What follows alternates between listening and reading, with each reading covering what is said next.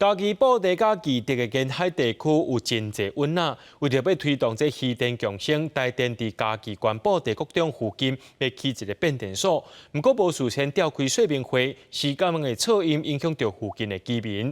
因按里面31来到电工所甲施工地点抗议，要求台电爱暂停施工。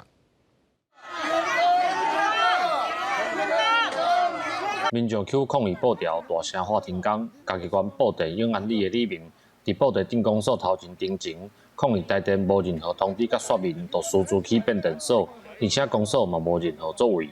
动工啊，动工遮久咯啊，动工遮久，等伊柴底摆啊出来，阮较知影讲伊也要开电变所啊，无摕摆啊出来，阮就唔知啊。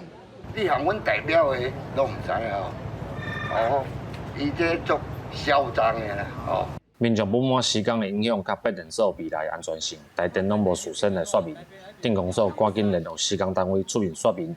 里面希望无讲清楚进前爱2年停工。这因为我讲这个是电啊，我拢无了解，这居民都不了解，所以会恐慌啊，所以我们需要了解，叫电力公司帮我们解说。听过代表会甲居民的反映了后，施工单位同意暂时停工，而且里面先讨论要反映的问题。 暗算伫9月初2举办座谈会，希望会当解决地方民众的烦恼。记者林慧婷，嘉义报道。